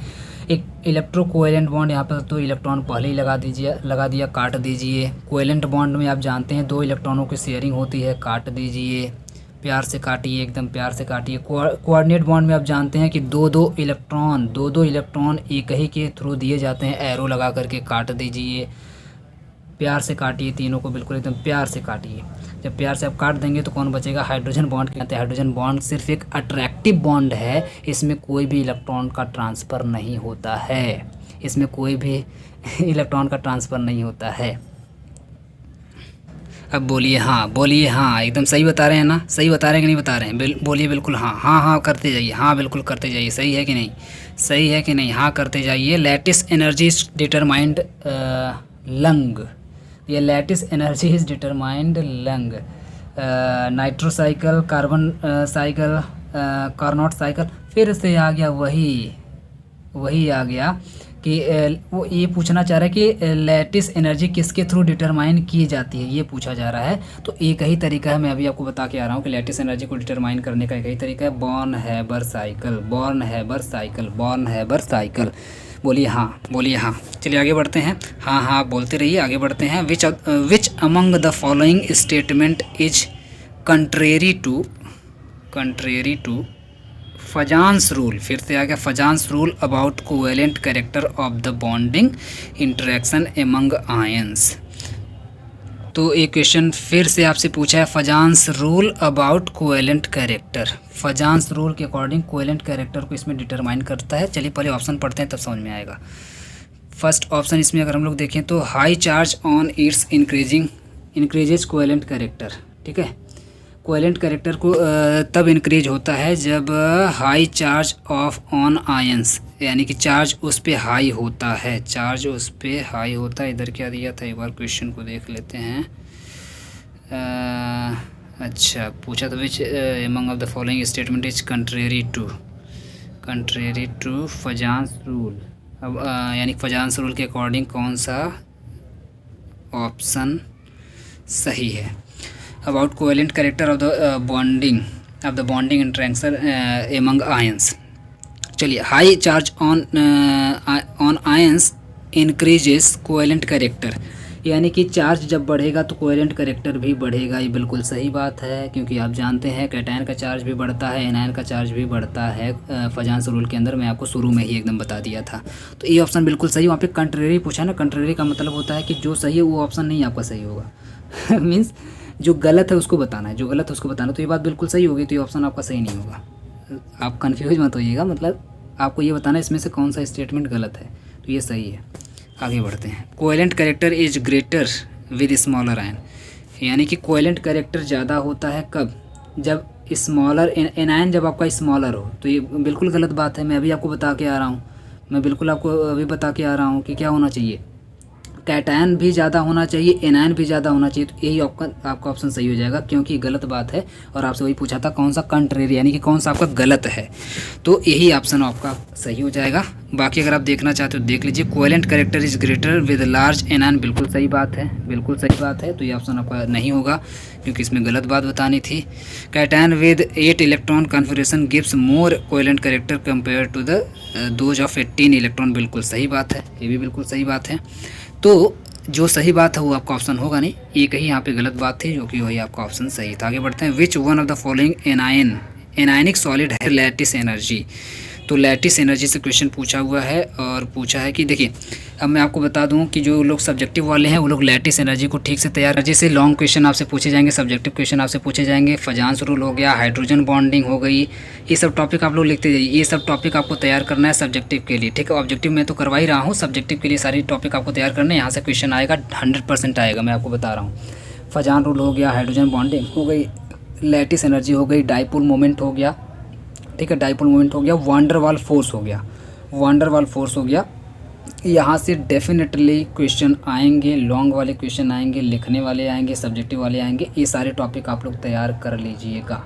और एक और अभी टॉपिक आया है पोलराइजिंग पावर, पोलराइजिंग पावर भी आप लोग तैयार कर लीजिएगा। ये बस 4 से 5 टॉपिक आप लोग इसमें तैयार कर लीजिएगा। इसी में से आपको एक क्वेश्चन मिल जाएगा सब्जेक्टिव का लिखने वाला पहले यूनिट से। जो लोग लिखने वाले हैं बस इतने टॉपिक तैयार कर लें, बाकी MCQ वाले यहाँ पे बिल्कुल लगे रहें। अगर आपके एग्जाम में MCQ आ रहा है तो MCQ बिल्कुल आप पढ़ते रहिए, ठीक है। यहाँ मैं करवा रहा हूँ, इसको आप देखते रहिए। तो इतने टॉपिक आप लोग लिख लीजिए जो लोग सब्जेक्टिव वाले हैं, जिनके यहाँ सब्जेक्टिव आ रहा है, ठीक है। विच one of the following ionic solids has highest lattice energy, किसके पास लैटिस एनर्जी सबसे ज़्यादा होती है। तो आप इसको ध्यान से देखिए, आपका बेरियम है, बहुत बड़ा कंपाउंड है, कैल्शियम है, स्ट्रांसियम है, मैग्नीशियम है। तो मैं आपको बता दूं कि लैटिस एनर्जी उसी की ज़्यादा होगी। Which one of the following ionic solid है highest lattice energy, lattice energy उसी की ज़्यादा होगी जिसकी साइज होगी छोटी, जिसके कैटायन की साइज होगी छोटी। तो आप देख रहे हैं कि सबसे छोटी साइज किसकी, ये बेरिलियम नहीं है, याद रखिएगा, बेरियम है। बेरियम की साइज़ बहुत बड़ी होती है, बेरियम की साइज़ बहुत बड़ी होती है, तो ये ऑप्शन आपका कट जाएगा। कैल्शियम की साइज़ बड़ी होती है, कट जाएगा। स्ट्रांसियम की साइज़ बहुत बड़ी होती है, कट जाएगा। सबसे छोटी साइज़ अगर आप ध्यान से देखेंगे तो मैग्नीशियम की इसमें है, मीन्स यही आपका ऑप्शन हो जाएगा सही। अगर आपको थोड़ा भी नॉलेज है पीरियोडिक टेबल का तो आप बड़ी आराम से इसको टिक करके आ जाएंगे। आगे बढ़ते हैं। Pick out the correct arrangement of the boiling point of H2O, H2SE, H2TE and H2S के बॉइलिंग पॉइंट को आपको अरेंज करना है, बॉइलिंग पॉइंट को आपको अरेंज करना है। तो चलिए इसको समझा देते हैं आपको कैसे बॉइलिंग पॉइंट में आप इसको अरेंज करेंगे।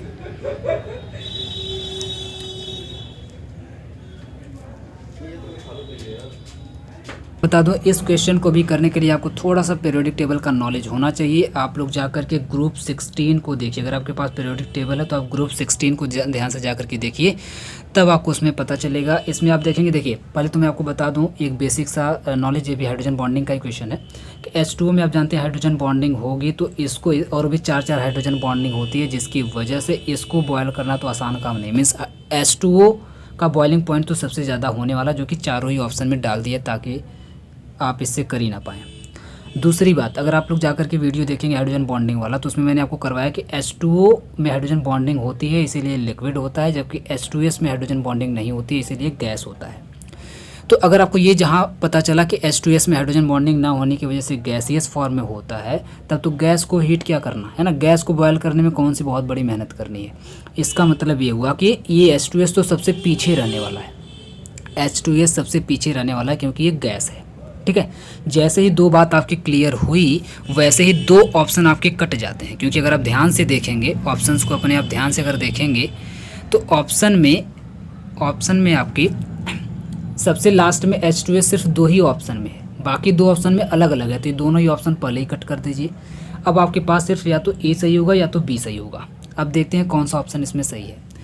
तो ये तो बिल्कुल फिक्स हो गया, ये बिल्कुल फिक्स हो गया। अब आपको देखना ये है कि टेलुरियम पहले होगा या सेलेनियम पहले होगा, इन दोनों में से कौन पहले होगा। तो मैं आपको बता दूं, इसलिए मैं बोला कि थोड़ा सा आपको पीरियोडिक टेबल का नॉलेज होना ज़रूरी है। यहाँ पे आप देख रहे हैं ऑक्सीजन, क्योंकि ऑक्सीजन एक गैस है, तो गैस के बाद मतलब आप मेटल को अगर आप बढ़ाएंगे तो मेटल थोड़ा सा पहले आना चाहिए, है ना, मतलब ज़्यादा मेटल नहीं। तो आप देखेंगे टेलुरियम जो यहाँ पे है, टेलुरियम जो यहाँ पे है, ये आप देखेंगे सेमी मेटल है ना, सेमी मेटल है। तो इसका मतलब ये हुआ, सेमी मेटल होने के नाते इसका मतलब ये हुआ कि इसके तुरंत बाद H2O के तुरंत बाद आ जाएगा टेलुरियम, और टेलुरियम के बाद आएगा सेलेनियम, सेलेनियम के बाद सबसे लास्ट में H2S तो कन्फर्म ही हो गया था। इसका मतलब ऑप्शन नंबर B यहाँ पे आपका सही हो जाएगा, ये यहाँ पे आपका हो जाएगा गलत। ये थोड़ा सा टेक्निकल था, टेक्निकल इसीलिए था क्योंकि आपको पीरियोडिक टेबल की नॉलेज उतनी नहीं थी, तो पीरियोडिक टेबल वाला आपको ध्यान से पढ़ना पड़ेगा इस क्वेश्चन को करने के लिए। आगे बढ़ते हैं। Strength of hydrogen bond is intermediate between यानी कि जो हाइड्रोजन बॉन्ड बनती है उसकी स्ट्रेंथ क्या होती है, मैं ये भी आपको हाइड्रोजन बॉन्डिंग वाले चैप्टर में ही पढ़ाया हुआ हूँ कि हाइड्रोजन बॉन्ड कितना स्ट्रांग होता है। तो हाइड्रोजन बॉन्ड की अगर मैं बात करूँ तो ये वॉन डेर वाल से ज़्यादा स्ट्रांग होता है। मैं आपको एकदम क्लियर पढ़ाया था, आप जाकर के देखिए हाइड्रोजन बॉन्ड वाले वीडियो में कि हाइड्रोजन बॉन्ड से ज़्यादा स्ट्रांग वॉन डेर वाल से ज़्यादा स्ट्रांग होता है हाइड्रोजन बॉन्ड, एंड कोवेलेंट से कम होता है हाइड्रोजन बॉन्ड, क्योंकि कोवेलेंट हाइड्रोजन बॉन्ड से ज़्यादा स्ट्रांग होता है। तो इसका मतलब ये कि बीच में कौन आया, हाइड्रोजन बॉन्ड बीच में आकर के घुस गया। यानी कि सबसे कम स्ट्रांग होता है वॉन डेर वाल, उससे थोड़ा सा ज़्यादा स्ट्रांग होता है हाइड्रोजन बॉन्ड, और सबसे ज़्यादा फिर से मैं गलत बोल दिया, वॉन डेर वाल सबसे कम स्ट्रांग, उससे थोड़ा सा ज़्यादा स्ट्रांग होता है हाइड्रोजन बॉन्ड, और सबसे ज़्यादा स्ट्रांग होता है कोवेलेंट। ठीक है, तो पहला ही ऑप्शन यहाँ पे आपका सही हो गया, तो बाकी ऑप्शन को देखने की ज़रूरत ही नहीं है। आगे बढ़ जाते हैं। अब अगर मैं बात करूँ क्वेश्चन 13 की, तो 13 में आपसे पूछा हुआ है HF दिया है, Cl दिया है, HBr दिया है, HI दिया है। इसमें से पूछा है कि स्ट्रॉन्गेस्ट एसिड कौन है, स्ट्रॉन्गेस्ट एसिड कौन है। तो मैं आपको बता दूं सबसे ज़्यादा स्ट्रॉन्ग एसिड कौन होगा, क्या HF होगा, HCl होगा। HCl का नाम आप सुने होंगे, आपको लग रहा होगा HCl होगा, लेकिन HCl इसका ऑप्शन नहीं है, मैं आपको पहले ही बता दे रहा हूँ। HBr है, HI है। इसमें भी फिर से वही खेल आ जाता है अपनी साइज वाला। एसिड की अगर मैं बात करूँ तो एसिड के बारे में आप याद रखिए कि हाइड्रोजन के साथ एसिड उसी की सबसे स्ट्रांग होगी जिसकी साइज बहुत बड़ी होगी, उसी की एसिड सबसे ज़्यादा स्ट्रांग होगी। तो आप साइज़ देखिए किसकी स्ट्रांग है, ये सारी बातें आप नोट करते जाइए। HF तो बहुत छोटा सा होता है, इसके बाद क्लोरीन होता है, इसके बाद Br होता है, और सबसे बड़ा होता है HI। इसका मतलब ये हुआ कि आयोडीन सबसे बड़ा होने के नाते सबसे स्ट्रॉन्गेस्ट एसिड हो जाएगी HI की। ठीक है, हाइड्रोजन आयोडाइड की। आगे बढ़ते हैं। इसमें अगर हम लोग आगे बढ़ें तो आगे आ जाते हैं, ये रहा, the lattice energy of solid increases if. तो मैं आपको बता दूं इसमें कि लैटिस एनर्जी से जो क्वेश्चन पूछा है, इसमें आपसे पूछना चाह रहा है कि लैटिस एनर्जी कब इंक्रीज होगी किसी भी सॉलिड के अंदर। तो क्या radii of ions are small, जब रेडियाई स्मॉल होगी यानी कि छोटी होगी तब लैटिस एनर्जी बढ़ेगी घटेगी, तब तो और बढ़ जाएगी यार। जब साइज छोटे हुए तो बॉन्ड और स्ट्रांग होगा, बॉन्ड स्ट्रांग होगा तब तो मतलब एनर्जी बढ़ जाएगी ना, उसको तोड़ नहीं पाएंगे जल्दी से। तो यहाँ पे ये गलत हो जाएगा, है ना, ये गलत हो जाएगा। नेक्स्ट है charge on ions are small. तो चार्ज से क्या होता है ना, चार्ज से क्या होता है, इसको भी काटो, इसको भी काटो। फिर से आते radii of ions are large, ये सही है ना। रेडियाई ऑफ आयंस लार्ज यानी कि जब रेडियाई उसकी बढ़ जाए, सॉरी इसमें मैंने उल्टा बता दिया शायद। रेडियस जब छोटा हो जाएगा तो मॉलिक्यूल्स छोटा हो जाएगा, मॉलिक्यूल जब छोटा हो जाएगा तो लैटिस एनर्जी उल्टा होती है। मैं एनर्जी बता दिया, नॉर्मल एनर्जी, लैटिस एनर्जी उल्टा होती है। जब रेडियस जब यानी साइज जब छोटी हो जाएगी तब लैटिस एनर्जी कम हो जाएगी, जब साइज जब बड़ी हो जाएगी तो लैटिस एनर्जी ज़्यादा हो जाती है। मैं भी वैसे आपको ऊपर पढ़ाया था, तो बी वाला ऑप्शन यहाँ पे आपका सही हो जाएगा। आगे बढ़ते हैं। There is no hydrogen bonding in, hydrogen bonding किस में नहीं होगी, हाइड्रोजन बॉन्डिंग किस में नहीं होगी। तो एसिटिक एसिड में होगी क्या, बिल्कुल होगी, क्योंकि इसमें कार्बन भी होगा, हाइड्रोजन भी होगा, ऑक्सीजन भी होगा, तो बिल्कुल होगी, इसमें होगी, बिल्कुल होगी। अमोनिया में तो होती है, आप दुनिया जानती है, मैं भी आपको ऊपर करवा के भी आ रहा हूँ, सॉरी NH3 बिल्कुल होती है। एथिल एल्कोहल अगर आ गया भाई, एल्कोहल अगर आ गया तो इसमें वैसे भी OH रहेगा, तो इसमें तो पक्का होगी, है ना, पोलराइज हो ही जाएगा, पक्का होगी। और एसिटिक एसिड में क्यों होगी, क्योंकि आप जानते हैं एसिटिक एसिड का फार्मूला क्या होता है, CH3COOH। तो इसमें आप जानते हैं COOH इधर से अलग हो जाता है, ब्रेक हो जाएगा, और ये इधर ब्रेक हो जाएगा। तो ब्रेक होने की वजह से प्लस और माइनस जनरेट हो जाएगा, और जब प्लस माइनस जनरेट हो जाएगा तो हाइड्रोजन बॉन्डिंग बन जाएगी। ठीक है, लेकिन डाई एथिल ईथर में नहीं हो, क्योंकि ये एक ऐसा कंपाउंड है जो पोलर नहीं होगा, है ना। तो ये यहाँ पे हो जाएगा, इसमें हाइड्रोजन बॉन्डिंग नहीं बनेगी, यानी कि ये हो जाएगा 15 का डी ऑप्शन सही। ये देखिए कौन सा क्वेश्चन आ गया। फिर ये क्वेश्चन 3 से 4 बार रिपीट कर चुका है। बोलिए जय श्री राम, बोलिए हाँ कि ना, बोलिए हाँ। ये क्वेश्चन 3 से 4 बार रिपीट हो चुका है। The maximum number of water molecules that can be attached bye a single water molecule of hydrogen bond, 3-4 bar repeat हो चुका है। और इसका आंसर भी क्या है 4, क्योंकि मैं आपको बता चुका हूँ कि हाइड्रोजन बॉन्ड वाटर के अंदर 4 बनता है। चलिए बोलिए हाँ हाँ हाँ, बिल्कुल एकदम बोलते रहिए, हुंकारी भरते रहिए, मैं आपको पढ़ाता रहूँगा। चलिए आते हैं 17th क्वेश्चन पर। Which is soluble in water, water के अंदर कौन सॉल्युबल है भैया, वाटर के अंदर कौन सॉल्युबल है जल्दी से बता दीजिए। पहला है CS2, दूसरा है C2H5OH, तीसरा है CCl4 और चौथा है CHCl3। तो मैंने आपको बताया है कि वाटर में डिजॉल्व होने का एक ही तरीका है, क्योंकि आप जानते हैं कि वाटर होता है एक पोलर सॉल्वेंट, और पोलर सॉल्वेंट का मैंने अभी आपको क्वेश्चन शुरू में करवाया है कि पोलर सॉल्वेंट में वही डिजॉल्व होगा जो पोलर कंपाउंड होगा। अब बस आपको इतनी मेहनत करनी है कि कौन सा पोलर कंपाउंड है। तो अगर आप ध्यान से देखेंगे CCl4 तो मैंने आपको करवाया है कि ये नॉन पोलर था जिसका डाइपोल मोमेंट 0 था।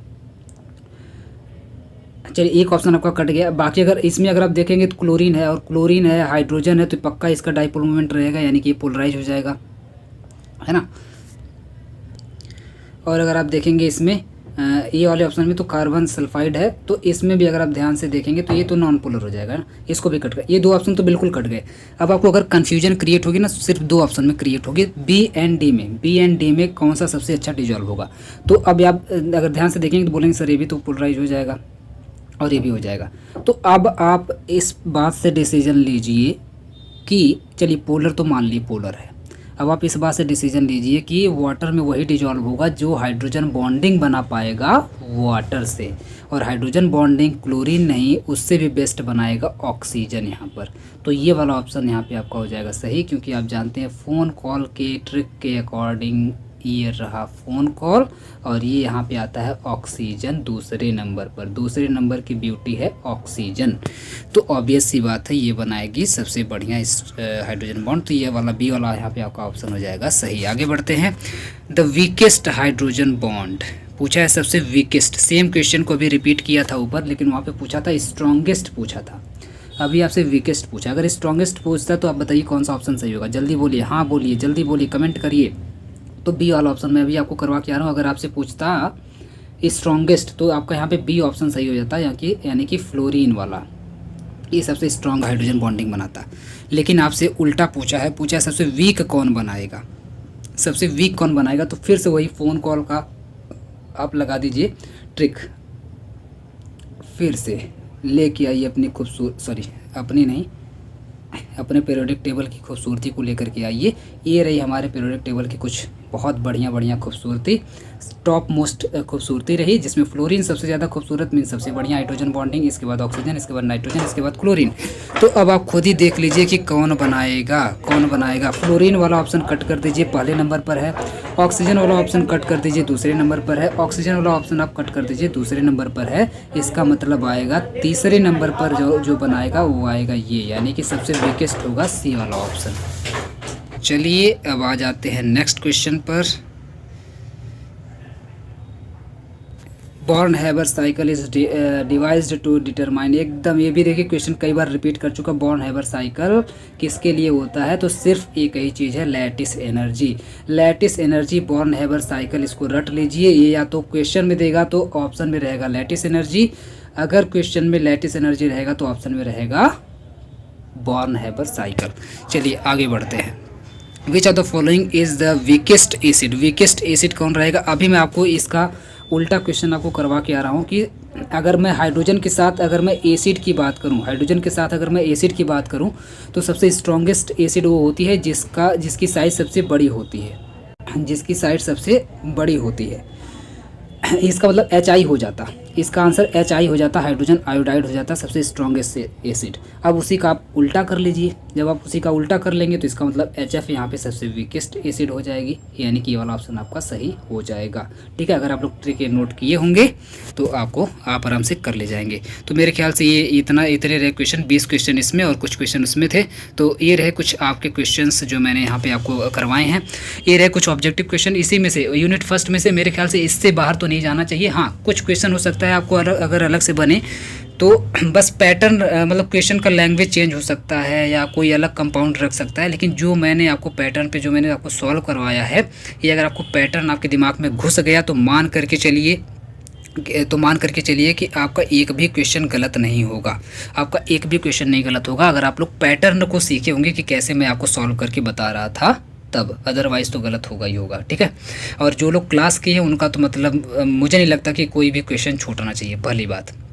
दूसरी बात कि जिनके एग्ज़ाम में सब्जेक्टिव क्वेश्चंस आ रहे हैं, मैं एक बार फिर से टॉपिक को रिपीट कर दूं, टॉपिक मैं आपको बता दूं कौन कौन से आपको तैयार करने हैं। मात्र 4 से 5 टॉपिक आप यूनिट 1 से तैयार कर लीजिए, इसके सिवा कुछ मत पढ़िए, कुछ मत पढ़िए।